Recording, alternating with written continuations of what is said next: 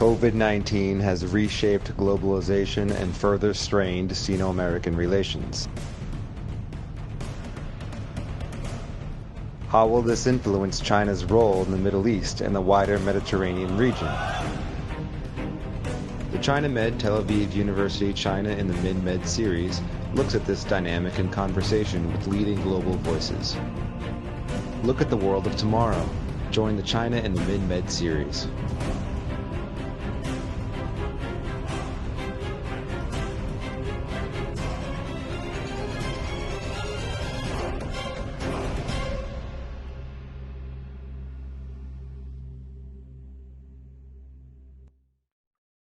Hello and welcome to this conversation in the ChinaMed Tel Aviv University series of China and the Mid-Med webinars.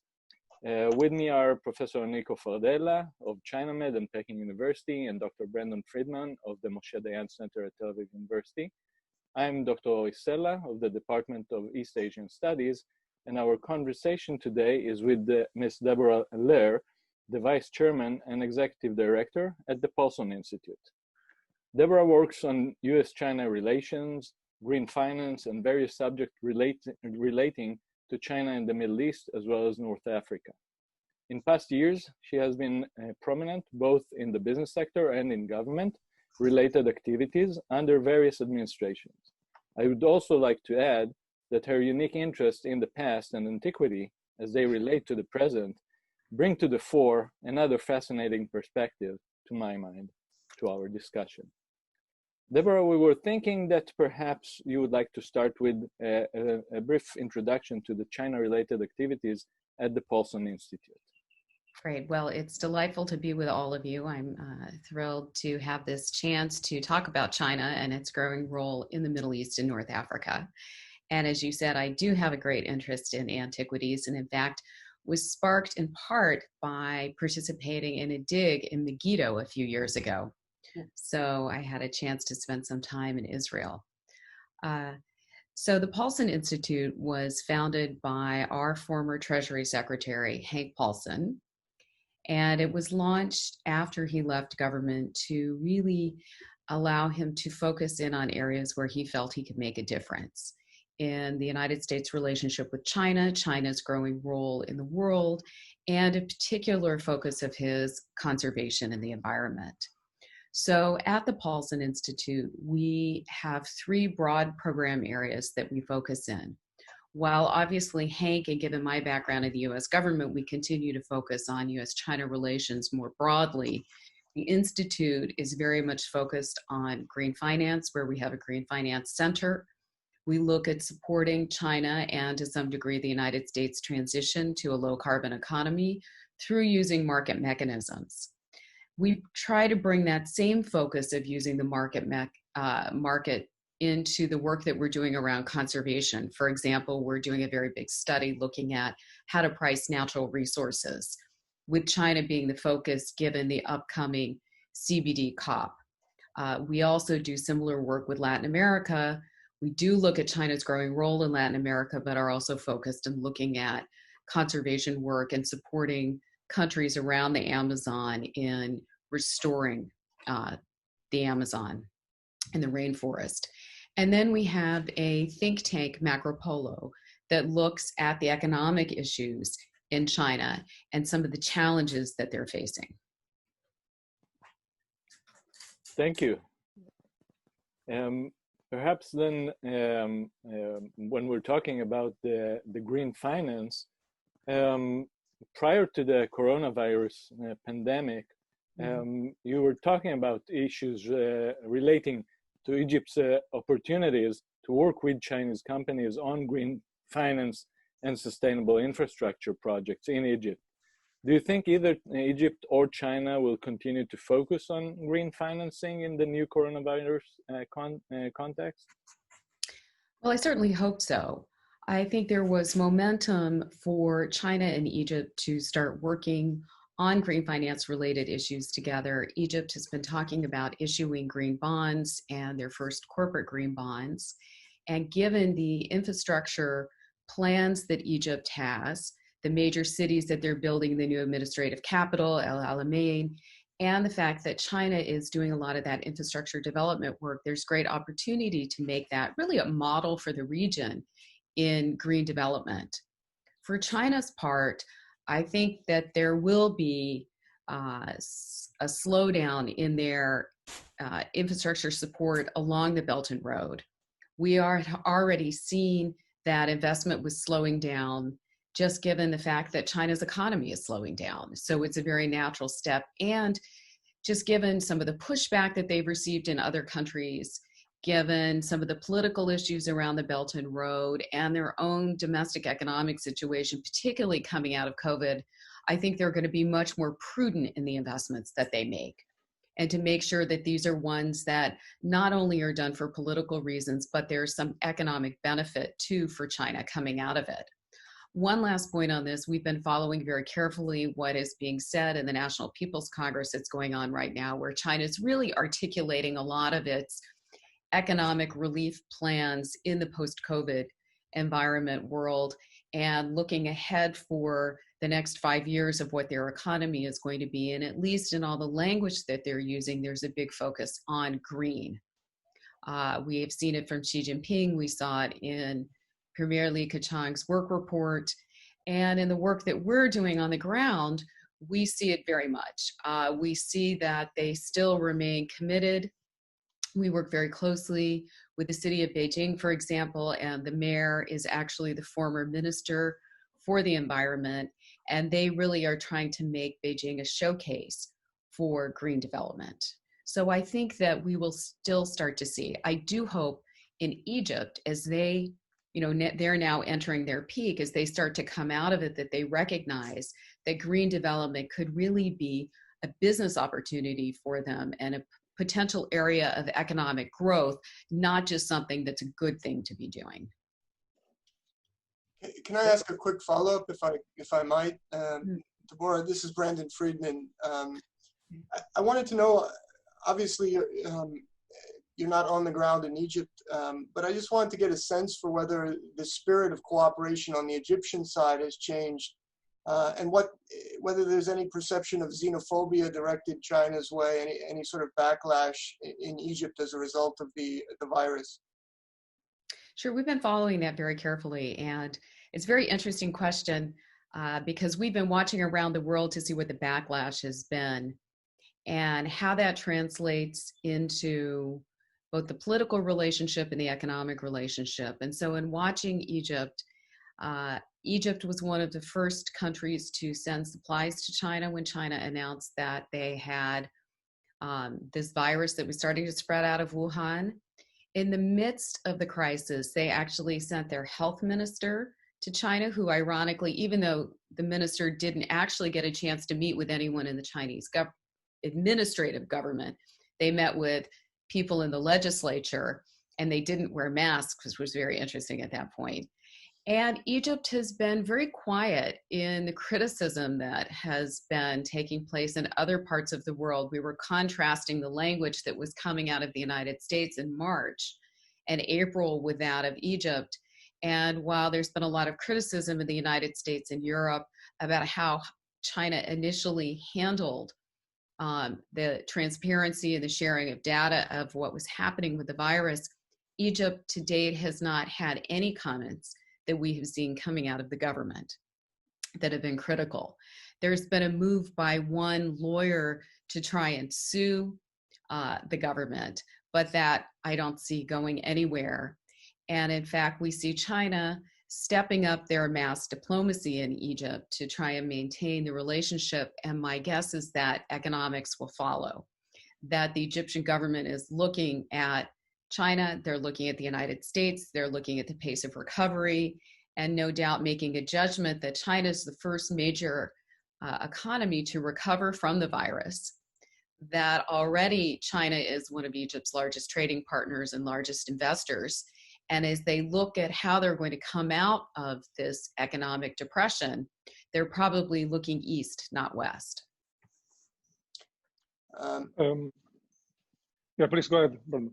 I just wanted to ask, that sort of bridges one of our other questions, which is the U.S. and Egypt obviously have a very long-standing relationship, and with respect to the Middle East, Egypt is certainly the recipient of a great deal of American aid. And one of the big questions I suppose we in the Middle East have with respect to the United States is how much it's interested in competing with China. And Egypt's perhaps a good example to explore that issue, because on the one hand, Egypt has this long-standing aid relationship with the US. On the other hand, as you mentioned, Egypt is increasingly looking east. How do you see the US competing with China in Egypt? Well, it's really a very interesting question. And I think a lot is going to play out in this post-COVID world.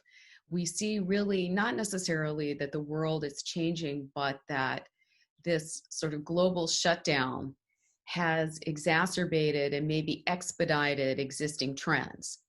And as the United States and Europe and other countries reassess their relationship with China, it has implications for what happens in other parts of the world. And we see it in big ways and we see it in small ways.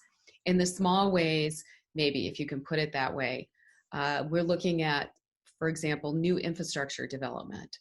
China has a major focus on what they call new infrastructure, which is building the infrastructure for the new technological world, this 5G across all sectors, artificial intelligence, facial recognition, big data, and all of that.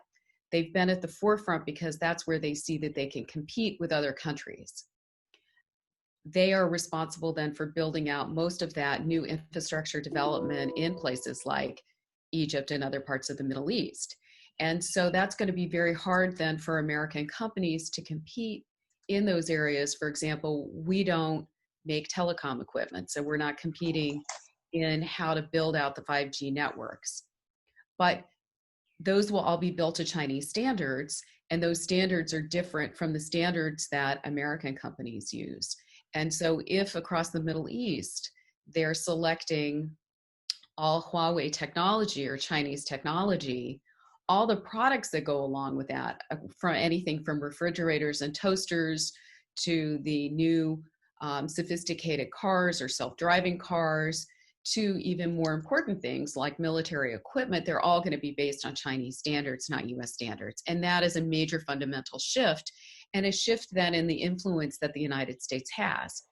China has not been willing to take on the kind of role, however, that the United States has in foreign policy. And I see that as a strategic matter, the United States is still the dominant player, foreign player, in foreign policy in the region compared to China. But over time, and again, this is a trend that has been continuing not just with the Trump administration, but dating back to previous administrations, as the United States reassesses its own relationship in the Middle East and North Africa, and how willing it is to continue to take on that role as an international policeman. Thank you. Thank you, Deborah. It's very interesting. My name is Enrico Fardella. And I think that the last point you touched on standards is extremely relevant when it comes to China's role in the Mediterranean, the Middle East. So what you said is that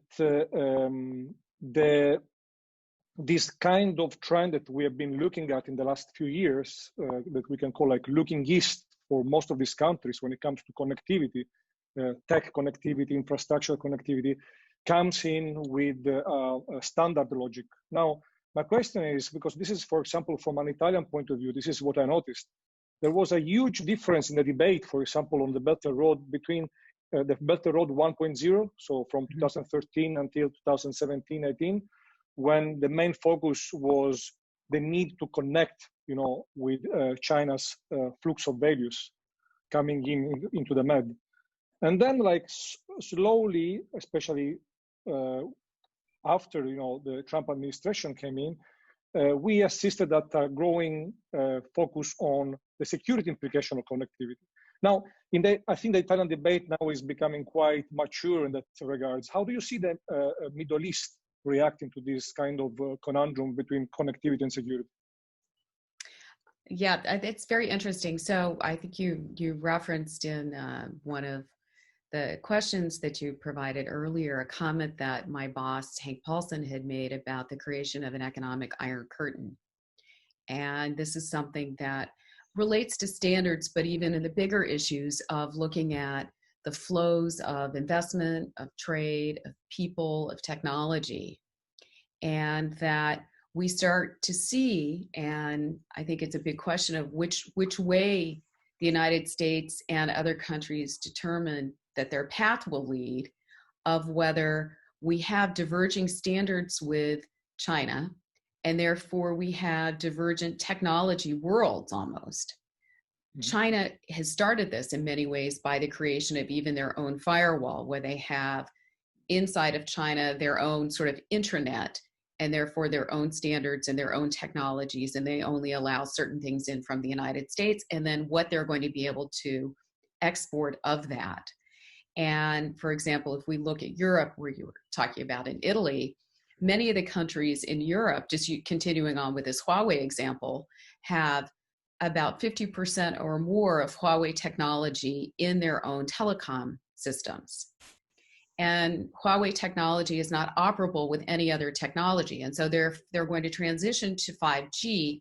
They have two options. One, rip out all the Huawei technology and replace it with Ericsson or Nokia, who are the only other two firms who really make 4G technology at any scale, or upgrade to 5G using Huawei. And this is really what the point of contention has been with the United States, even to the point where the United States has been considering designating money to help European countries pay for switching out that 4G technology to allow them to upgrade. But it really is coming down to then this intersection of economics and national security, because we've woken up to the fact that many of our country's most basic infrastructure is reliant on Chinese technology. And they have not, I wouldn't say put out of business themselves, but the concern is that over time, we find ourselves in other sectors in a very similar situation where China has been able to dominate, and we as the United States no longer have companies that provide those kinds of technologies. And so that our most competitive companies, and we could argue 10 years ago, Lucent, Motorola, a number of these were the dominant companies in their field, have lost to Chinese competition, and the United States is no longer competitive in those sectors. And then as we look to the next generation of technology, we've hurt ourselves by not being players there. And this is very much a big debate that's going on here, and very much of concern to what Mr. Paulson is talking about with the economic iron curtain, because while it is very important for all of us, for Italy, for the United States, for Israel and others to be protecting their national security, protecting technology, making sure that we're not necessarily supporting other countries to be competitive with us, it has to be done in a way that doesn't hurt our own economic competitiveness. And how you find that balance, particularly since China is the place where you have to scale and have the biggest market for a number of these technologies, it's a very delicate balance. So if I may jump in, why do you think the Western companies lost this competition? Because of wrong planning, or because unfair competition? I think it's a combination of factors. I think there were, one, yes, Huawei has been able to undercut in price. They have been provided subsidies that our companies were not providing. They had low-cost technology that was suitable for a number of the emerging markets, which our technology tended to be more sophisticated and more expensive, so we weren't as competitive in those markets. And that it was a highly competitive field, and I think over time, they felt that services was the future, not necessarily equipment. And so it transitioned out of that. If I may follow up on that, on that competition issue, and one of the things that we see here in Israel, and it was over the news, of course, was the question that was probably raised by recent visits to the area by senior US officials, and trying to urge Israel to make, let's say, wiser choices as far as the US goes. So here we have, on the one hand, the issue that we keep hearing that countries will have to choose which side they are. On the other hand, most of the countries, at least those that I speak with and visit, they're very reluctant to choose. They don't want to choose. And here the competition comes in.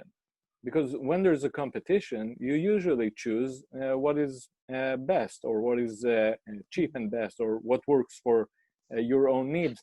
So basically, the situation where the US is competing less in those kind of infrastructure issues becomes a huge problem. So I was wondering for your take on this choosing and competition issue. Well, I mean, that really is the big issue, right? And that hopefully that will not become the stark issue as we come out of this sort of COVID depression, that we're forcing countries to take sides, because we may be surprised, even though we are doing a reassessment, and Europe is doing a reassessment of what their attitude is towards China. And certainly they're changing attitudes given how China has handled the virus. The reality is China's the second largest economy in the world, and they are coming out of this depression faster than anyone else. They still have a lot of money. They still have a lot of economic might. And it's unclear when the United States is going to come out. And so if I'm sitting in Italy as a government official, I may want to be critical of China because of the impact that the virus has had on Italy. But it's also, you have to make what are the best economic decisions for your country. And they may be looking at China. I would defer to our colleague from Italy on his view, but I know it's a very difficult decision to make. In Israel, we've watched with great interest how there are regular visits by senior Chinese officials, including by the vice president, who is one of Xi's closest economic allies, who's the architect of China's financial system, who really has many of his people throughout the financial and economic, regulatory and government systems all over the country, who has made Israel one of his priorities. And as we have pushed for our companies to break down their supply chains, China is looking for other markets, and certainly Israel and other parts of the Middle East are very logical places for them to be looking for alternative sources for many of their products that they previously sourced in the United States, and increasingly will look for others from Europe as well. The last point you made is extremely interesting. And I would love to hear more about it if you're interested in elaborating. But I wanted to ask a question more about the personal nature of, I suppose, of diplomacy with China, which I suppose is related to the Vice President's visit here to Israel. The Treasury Secretary, former Treasury Secretary Hank Paulson, was well known for having extensive experience with the Chinese, and a lot of people, I guess, have written or suggested that having him involved in the U.S. relationship with China was a real asset. My question to you is, with the Trump administration, is there a similar personality involved? And if not, how does that affect the relationship at this very critical and sensitive time? Mm-hmm. Well, first, on the policy of the Trump administration, just looking at the economic policy, I think that under whether it had been Clinton or Trump, there was going to be a reassessment of the relationship with China. The United States has had a very similar policy towards China since the outset of establishing diplomatic relations, and China has changed significantly. It was really time for the policy to change. China may call itself a developing country, but when you're the second largest economy in the world, it's hard to argue that overall, really, you're a developing country, particularly when you have such powerhouse companies. So we needed to have restructuring of the economic relationship in particular. I was one of China's, one of the negotiators for China's WTO accession. And that agreement had about an 8 to 10 year life. We are well past that. And I think one of the reasons, quite honestly, that we are having this economic challenge with China is because that the WTO failed in its own mission to reflect what the modern trading world looks like. And we're seeing that as it goes through all these difficulties now. It never evolved. And so it's stuck back in sort of a 1990s trading world where we're now in 2020 and the world looks very different. And so in all that time, we haven't had a trade agreement as the United States with China. So that's a very long time not to have what we think were the original intention of bringing China in, is to create these rules-based structure and hold them accountable. So now the administration has taken a bilateral approach, and I think actually the phase one agreement has a lot of very good things in it. Could they have gotten more if they were maybe a little more consistent and there wasn't such a difficult tone and this sort of inconsistency in bringing about the tariffs? I think they could have gotten a lot more, but there are a lot of good things in the agreement. And the main thing is we now have a written structure to hold them to. In the process, and one of the reasons I think that they were able to finally get this agreement concluded is that Secretary Mnuchin and Ambassador Lighthizer were able to form a very good relationship with Vice Premier Liu He. Liu He is a very different kind of Chinese official. He's not stuck on his talking points. He's creative. He has a deep understanding of economics and of the United States and of politics. And I think given those personal relationships, they were able to build the kind of trust that was necessary to conclude the agreement. But the other thing is, as you've heard through the press conferences, whenever the president talks about China, he and Xi Jinping have a very close relationship. They talk to each other on the phone quite frequently, although I understand they haven't done so recently because of the disagreements over COVID-19 and the accusations of where it started and how it started. But they do have a close relationship, and it's been that relationship too that has really helped in resolving some of the conflicts, or maybe stopping some of the other bigger conflicts that we might have had if they hadn't been able to talk on the phone and try and resolve them themselves.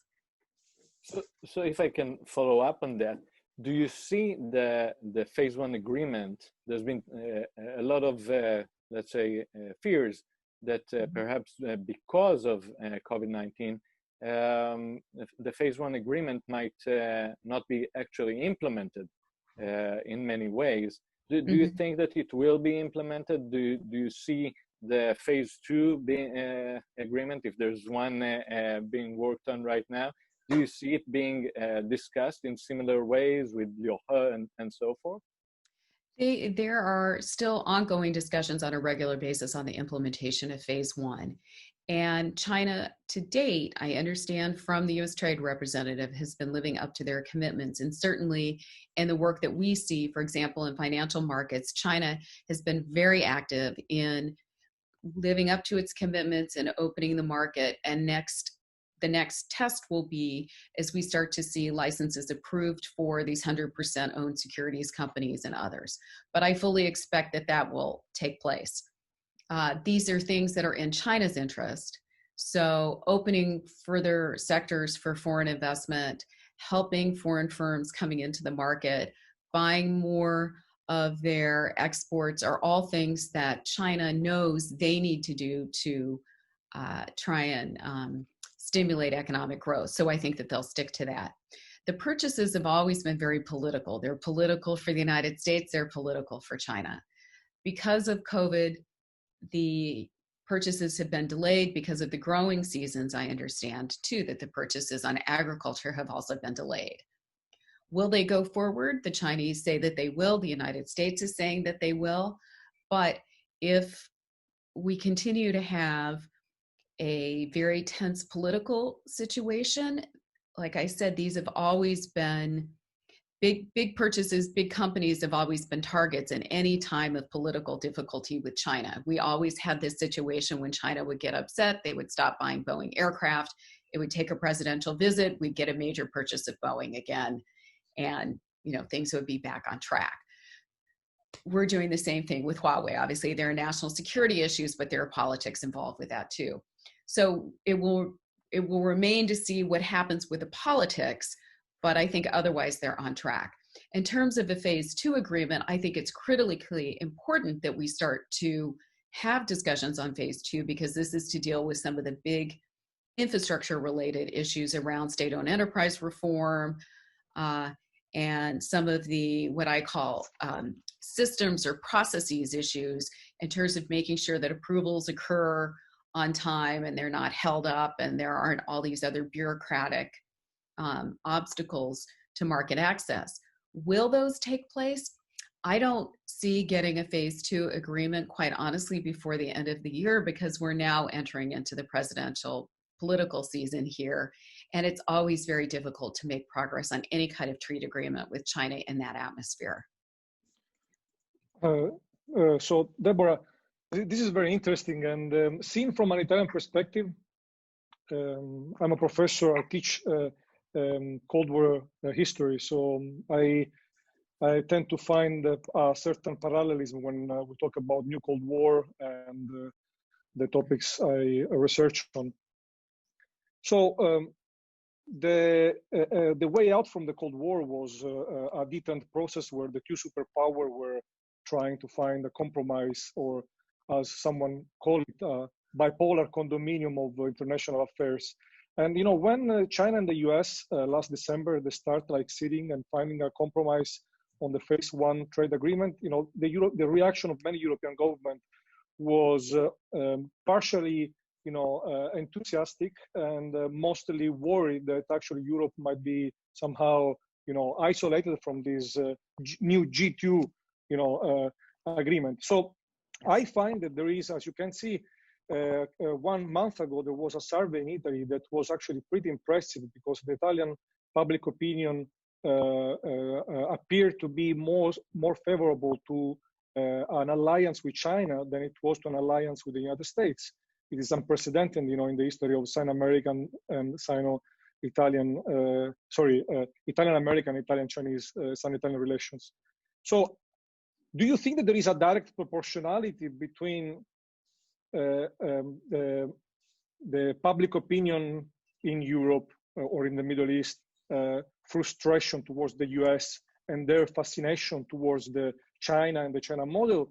Or you think that two things are independent, and in fact the China model is really appealing to the elite of this region, and therefore the US have no way to go in this competition? Well, that's obviously a very interesting question, and there has been a tremendous amount of talk about the China model. I'd be very interested in opinion polls coming out of COVID-19 if people still feel that same way about the Chinese model. At one, you can see how it might be attractive to certain governments that have authoritarian tendencies. And when you do a comparison of how China has handled the virus and how the United States has handled the virus, I mean, at one level, we're not really sure about China because even by their own admissions, the numbers were not accurate. But what we do know is that they were able to take very swift action, that they were able to implement policies that in most democracies would not be acceptable to people because of intrusions of privacy, having people tracked on their phone, having to take their temperatures and input that information into the phones to see whether they get a green light if they can leave their compound, to be tracked so carefully by the government in their daily activities and these kinds of things, which in the United States are just things that are not going to be acceptable. And already we're having protests even about required stay-at-home policies. And as a result, it's taking longer for us to recover from the virus. So I think there's a certain appeal as they look that from when China shut down in January to where we are now, China's pretty much 98% back to work. In that same period of time, it's going to take a lot longer for Italy, for the United States, for other parts of the EU to do the same thing. I suspect the same in the Middle East as well, which is just starting to enter into the peak. So there are certain appeals about that. But through this process, we've also seen some of the downside of China in terms of not being transparent about the numbers, about concerns of local officials to share information of concern that they might be punished for doing so. And certainly the world is watching what's happening in Hong Kong and seeing how the protests there are being handled. So I think it's a balance. And I think it's a big issue as countries look at the benefits and the pros and cons of democracy versus authoritarian systems and how they want to handle that. And there is a certain appeal to China when you look at the benefits, and certainly we have a lot of common interests. So I'm not trying to say that there isn't commonality in what we might want to do with China. We've talked about a lot of the negative things. We have common interests that we can focus on, like climate change, like how we do react to future pandemics, how we are going to handle the global trading system, and many other issues. But there are these difficult sides of the system too, that at least in the United States are not going to be appealing. So if we go to the common interests for a second, and we actually, I think, started with the green technology and so on, which is one of them, if not the most important common element in global affairs right now. So going back also to the Middle East, do you see the U.S. collaborating with China in states like Egypt or Jordan in the region for such, say, green technology, green energy, and so on and so forth, as a way to perhaps mitigate those difficulties and tensions? I don't see that as a policy matter that the U.S. government would be participating in a green agenda with China, as that has not been one of the priorities of the Trump administration.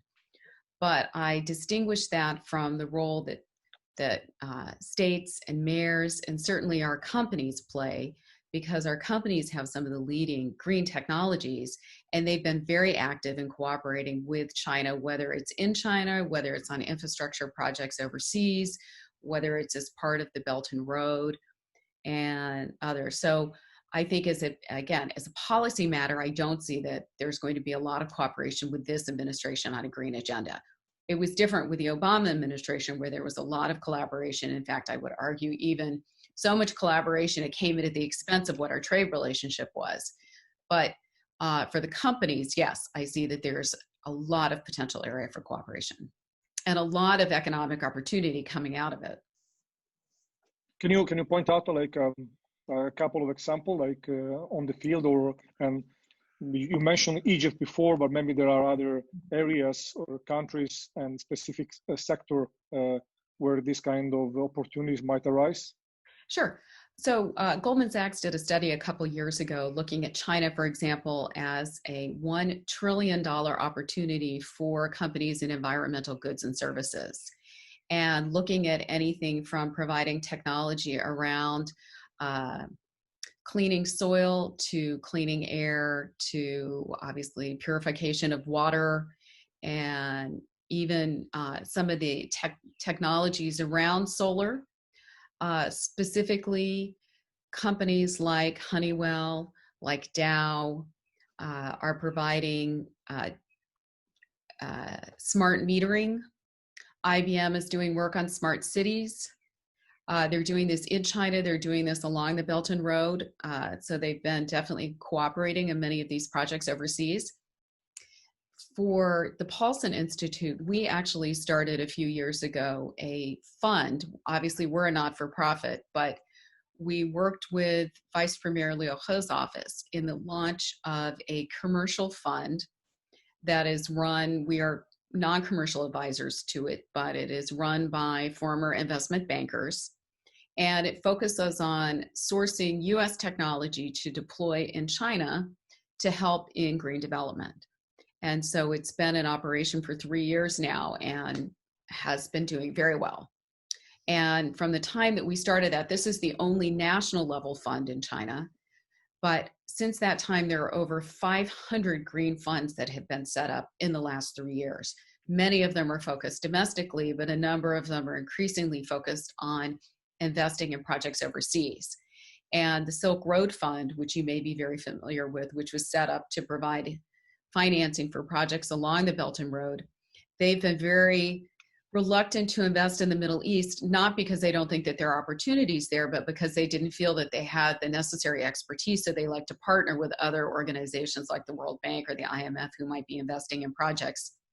And they've invested in 2 big projects, one in the UAE and one in Saudi Arabia, and both of them are technically green. Now, we differ in our understanding of or definition of what is green than China. The first project was in the UAE, which was a clean coal factory. So we wouldn't consider that as a green investment, but China does. Saudi Arabia and the Emirates, which are 2 big U.S. partners in the region, and increasingly behind the scenes partners of Israel. And I wanted to, those 2 countries are probably even better contemporary examples of states that are feeling the push and pull of their relationship with the U.S., certainly the Saudis on the military front, but increasingly the Saudis are doing deals in trying to build up a nascent defense industrial capability at home with China. And so I wanted to get a sense maybe of what your impression in Washington was about the fact that countries like Saudi Arabia and the Emirates are looking east as well, two partners that have longstanding and productive relations with the United States. Yeah, well, we obviously focus on the economic side, not on the military side, but on the economic side, we absolutely see an increase in relations between China and Saudi Arabia and the UAE. I mean, the fact that Xi Jinping has come and visited, and he went to Egypt, Saudi Arabia, and Iran. They have had a number of exchanges of visits. There have been major signing ceremonies. There's significant Chinese investment going into the UAE, which they view as a more attractive market because, quite honestly, of its rule of law and its political stability. I think that we'll see increased interest in Egypt because now there's a growing sense of stability there, but economic growth, which is expected, and I know you weren't asking specifically about Egypt, but I'm just saying as a market, they're still seeing that attractive, but also Saudi Arabia. It's their largest source of oil, so obviously it's incredibly important to them to maintain good political ties with Saudi Arabia, that they have been looking at a number of infrastructure investments. With the big infrastructure developments that are taking place that the Prince has announced, there's a lot of interest for Chinese developers to be there. And the same thing of Saudi opportunities to export and invest in China.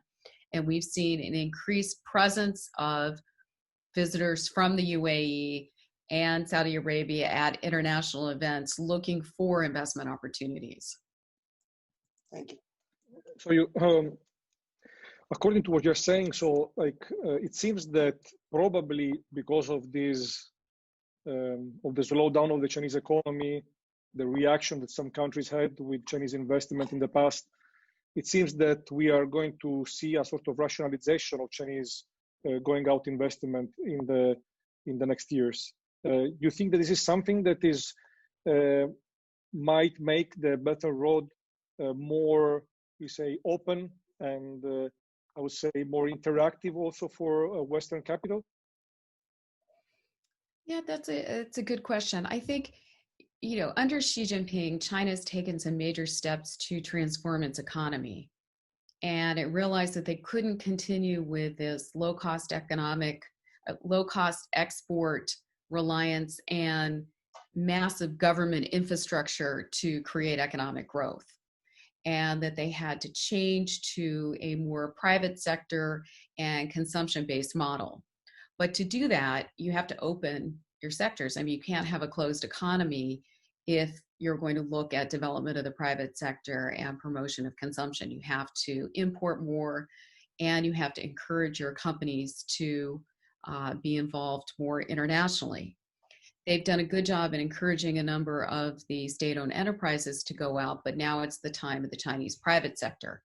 And you'll hear constant discussion now about how to support the growth of the Chinese private sector, which accounts for about 60 to 70% of economic growth. And that's where most of the jobs are created. And that is the number one issue that the Chinese are concerned about. That's been very clear looking at the statements coming out of the National People's Congress over this past week. And the fact that they did away with the GDP target growth rate, yet focused on a job creation growth rate, really does reflect, because that GDP number was very symbolic. And this is the first time that they haven't had one coming out of the NPC. So as they look at increased involvement overseas, I think we'll see a lot more Chinese government support for the private sector going overseas, looking for where the appealing markets are. We've seen, in the United States, there's been a drop in Chinese investment. I think last year it might have dropped almost up to 90%. That isn't just because of the political environment here, but certainly it's not as welcoming as it once was. In part, it's because of some of the capital controls and restrictions that the Chinese government had placed on overseas investment. But in the Middle East and North Africa, we saw an increase in investment. And I think that that is a trend that's going to continue. And as Chinese increase their investment overseas, as the Chinese ambassador was saying to me recently, obviously Chinese political and foreign policy interests will also follow, because as there are more involvement of Chinese citizens, Chinese companies, there's going to be a more political involvement with the governments there and to ensure that their companies are protected. So I think that's going to be a natural evolution. As they increase their role, as you have more Chinese citizens, as you have more money, inevitably they're going to be building relations with the government. It's going to be very difficult for countries, for mayors, for governors, and their equivalents in Europe and other parts of the world to say no when Chinese are willing to come in and invest and create jobs. And that's going to be a very difficult situation for governments, I think, to have to decide if they're trying to put restrictions on Chinese investment on one hand, and at the same time try and rebuild their economy. And if it's not China who is providing a lot of that investment, where else is it going to come from?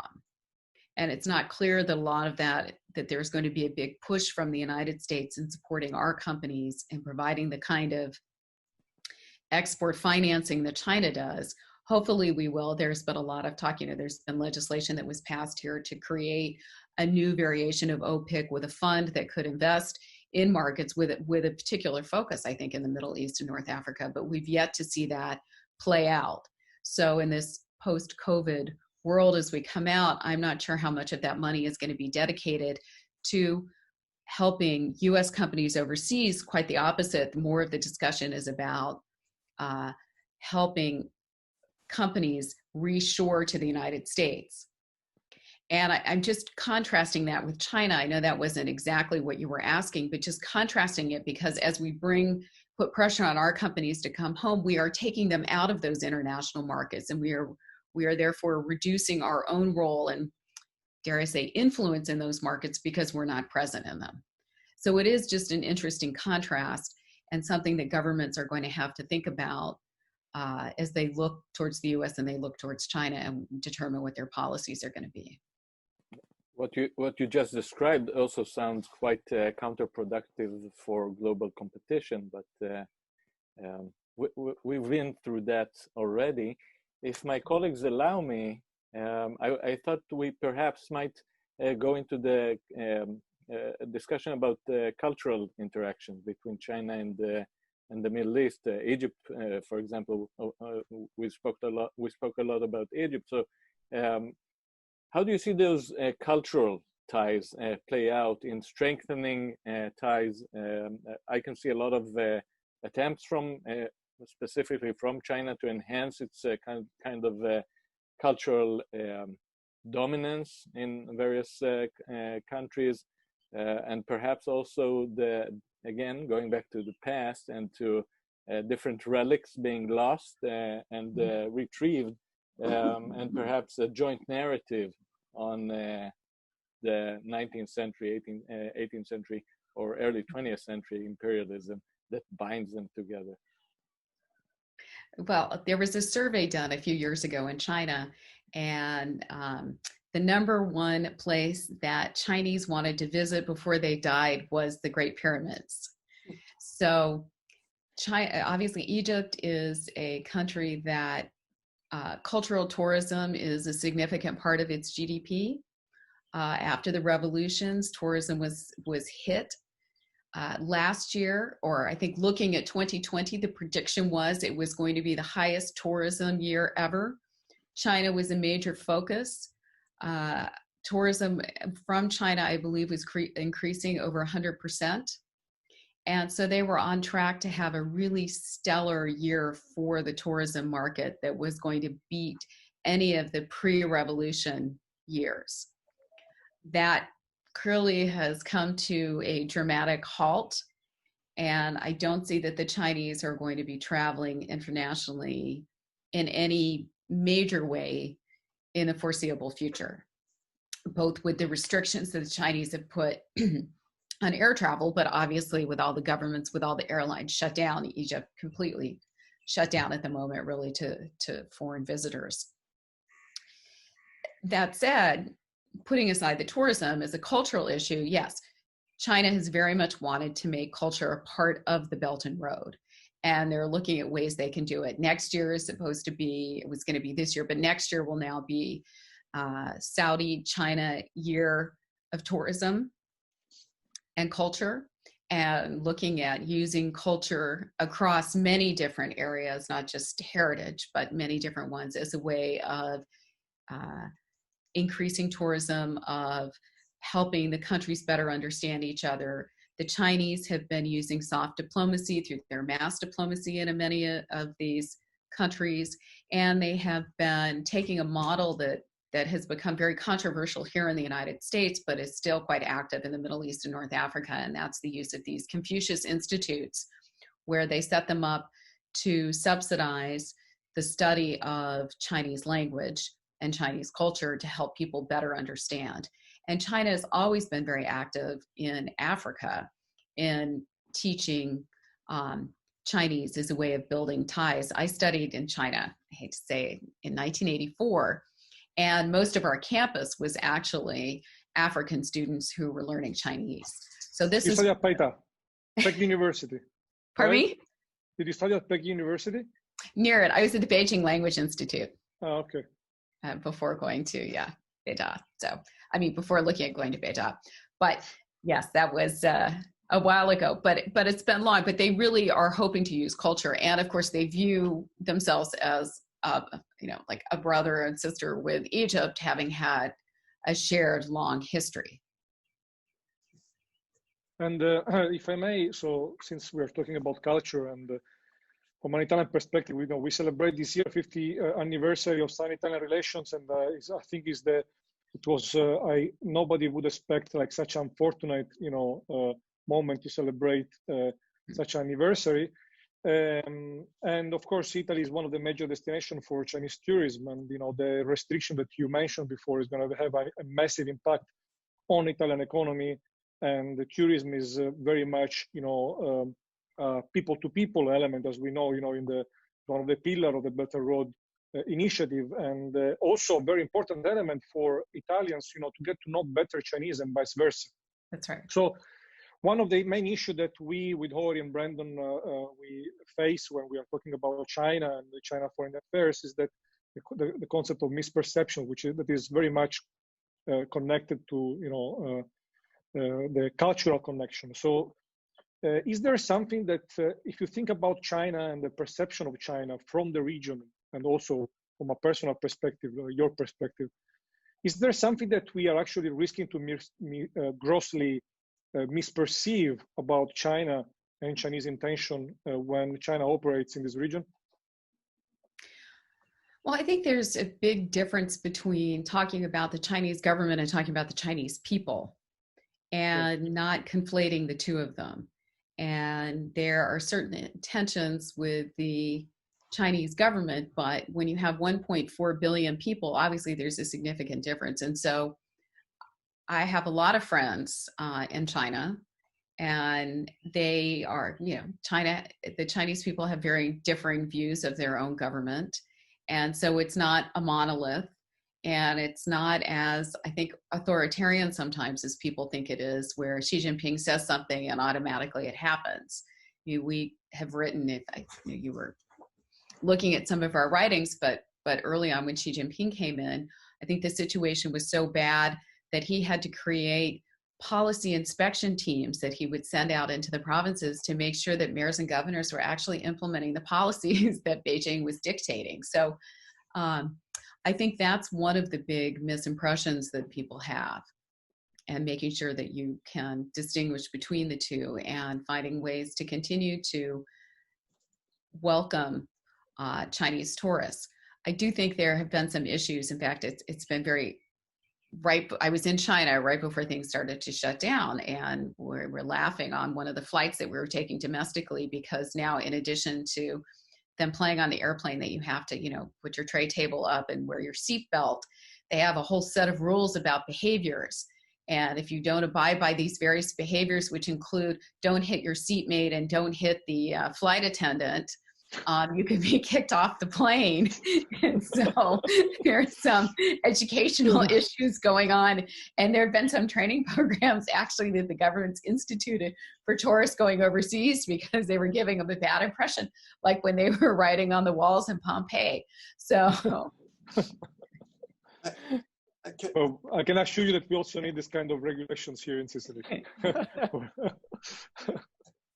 Can I ask a question related to the cultural exchange that comes with student exchange? Surely you're aware of the huge numbers of Chinese students who study in the US, and increasingly here at Tel Aviv University, we see large numbers of, in Israeli terms, large numbers of Chinese students come here.